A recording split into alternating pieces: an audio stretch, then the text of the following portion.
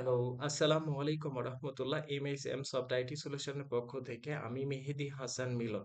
আজকে আমি দেখাবো কম্পিউটার অথবা ল্যাপটপে কিভাবে মাইক্রোটিকের অপারেটিং সিস্টেম ইনস্টল করে বাসায় বসে থেকে প্র্যাকটিস করা যায়। চলুন কথা না বাড়িয়ে একদম কাজে চলে যাই। প্রথমে আমরা কি করব? ক্রোমটা ওপেন করব। করার পরে এখান থেকে ভিএম ওয়ার্কস্টেশন প্রোটা ডাউনলোড করব। তাদের অফিসিয়াল ওয়েবসাইট যেটি আছে তাদের মধ্যে প্রবেশ করব। করার পরে ওয়ার্কস্টেশন 70 প্রো ফর উইন্ডোজ, এটা উইন্ডোজের জন্য যদি হয় উইন্ডোজের এখান থেকে ডাউনলোড করব। যদি লিনাক্সের হয়ে থাকে তাহলে লিনাক্সের জন্য ডাউনলোড করব। এখান থেকে ডাউনলোড করলে ডাউনলোড হওয়া শুরু হয়ে যাবে। যেহেতু আমার অলরেডি ডাউনলোড করা আছে, আমি ডাউনলোড আর করছি না। সেক্ষেত্রে ডাউনলোডে চলে যাব। যাওয়ার পরে এটা 622 এমবি ফাইল, একটু ইনস্টলেশন হতে একটু সময় লাগবে। এটা সম্পূর্ণটাই নির্ভর করবে আপনার পিসি অথবা কম্পিউটারের আপনার যে প্রসেসর আছে প্রসেসরের উপর, র্যামের উপর। ঠিক আছে? আপনার কোন জেনারেশনের ল্যাপটপ বা কম্পিউটার ইউজ করছেন সেটার উপর। এখান থেকে আমরা কি করব? নেক্সটে ক্লিক করব এবং তাদের যে এগ্রিমেন্ট আছে এগ্রিমেন্টটা আমরা ফুলফিল করব এবং নেক্সটে ক্লিক করব। আবার নেক্সটে ক্লিক করব। বারবার আমরা নেক্সটে ক্লিক করব। আবার ইনস্টলেশন ক্লিক করব। ইনস্টলেশন প্রক্রিয়াটা সম্পূর্ণ হতে কিছুটা সময় লাগতে পারে। আপনারা ঘাবড়িয়ে যাবেন না, আশা করি।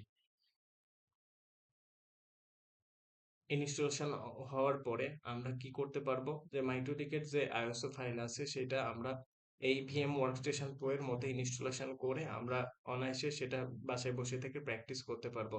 এটা ইনস্টলেশন প্রক্রিয়াটা সম্পূর্ণ হতে একটু সময় লাগছে। আমরা সেই পর্যন্ত ভিডিওটা পোস্ট করতেছি। আপনারা সাথেই থাকুন। অলরেডি দেখতে পাচ্ছি ইনস্টলেশন যে প্রক্রিয়া সেটা সম্পূর্ণ হয়েছে। এখান থেকে ফিনিশে ক্লিক করব। করার পরে এখান থেকে ডেস্কটপের উইন্ডোতে চলে যাব। তারপরে ভিএম ওয়ার্কস্টেশনে চলে আসবো আমরা। আসার পরে এখানে আমরা যখন উইন্ডোটা ওপেন হবে এখান থেকে আমরা ইনডাইরেক্টলি আবার চলে যাব ক্রোমে। ক্রোমে যাওয়ার পরে আমরা যে মাইক্রোটিকের অপারেটিং সিস্টেম আছে সেটা ডাউনলোড করব। microtik.com এর তাদের অফিসিয়াল ওয়েবসাইটে চলে যাব।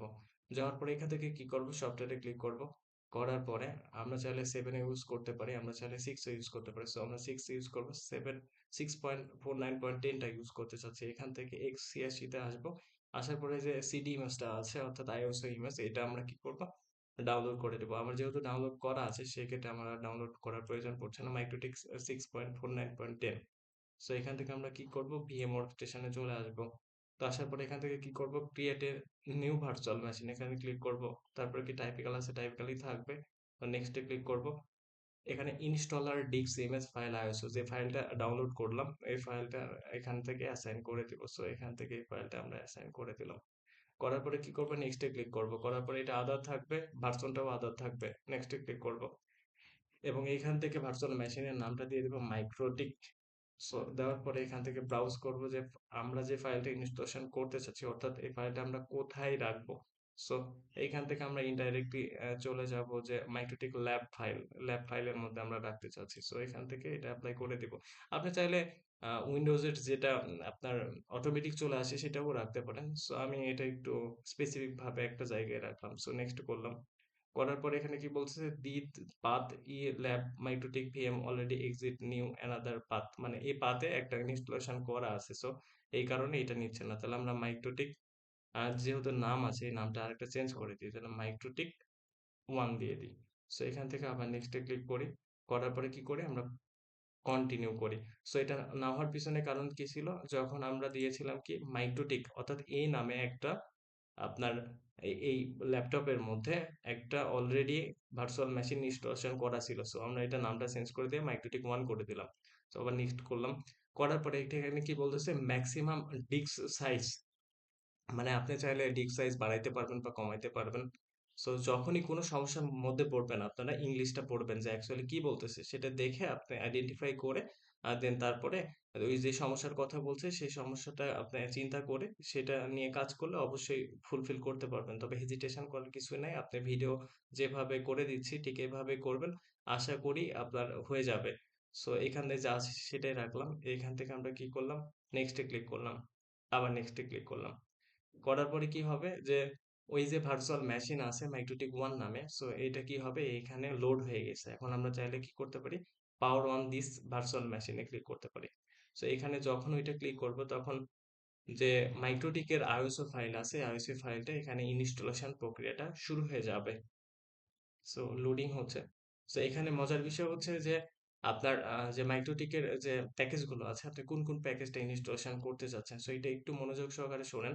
সেটা হচ্ছে পিটা কি হচ্ছে, পিটা হচ্ছে মেনু বারের জন্য, অ্যান্ড এনটা কি হচ্ছে অ্যারো কি এর জন্য, আর স্পেস বারটা হচ্ছে সিলেক্ট করার জন্য যে কোনো। তাহলে এটা কি অল, যে প্যাকেজটা আছে এ যখন সিলেক্ট করবেন সেটা অল হবে, এম হচ্ছে মিনিমাম, আর আইটা হচ্ছে ইনস্টলেশন। সো এটা করার জন্য মাউসের রাইট বাটনে ক্লিক করবেন, করার পর এখানে স্পেস বার অলে ক্লিক করবেন, তাহলে কি হবে, সবগুলা প্যাকেজগুলো কি হলো, সিলেক্ট হয়ে গেল। এখন কি করব, স্পেস বার থেকে আই ইনস্টলেশন প্রক্রিয়াটা সম্পূর্ণ করব। আই মানে হচ্ছে ইনস্টলেশন। তাহলে এখানে বলতেছে do you want to keep old configuration, মানে আপনি ওল্ড কনফিগারেশনটা রাখতে চান। তো এখান থেকে কি করবো, না রাখতে চাই না, তাহলে কি হবে, এখানে ওয়াই এ ক্লিক করব। তারপরে কি বলবো, যে ডিক্স এর যে পার্টিশনটা আছে আপনি এটা কি রিমুভ করতে চান, সো অবভিয়াসলি এখানে কি করব, যে ওয়াই এ ক্লিক করব, এখান থেকে ওয়াই এ ক্লিক করব। ওয়াই এ ক্লিক করবে, যে পার্টিশনটা আছে সেটা রিমুভ হয়ে মাইটোটিকের যে প্যাকেজগুলো আছে প্যাকেজগুলো ইনস্টলেশন হয়ে যাবে। সো আমরা একটু অপেক্ষা করছি। তো মাইটোটিকের 6.49.10 যে অপারেটিং সিস্টেম আছে এটা ইনস্টলেশন হয়ে যাবে, আমরা একটু অপেক্ষা করি। লোডিং সিস্টেম নিচ্ছে, আশা করছি খুব তাড়াতাড়ি হয়ে যাবে, আমরা একটু অপেক্ষা করি।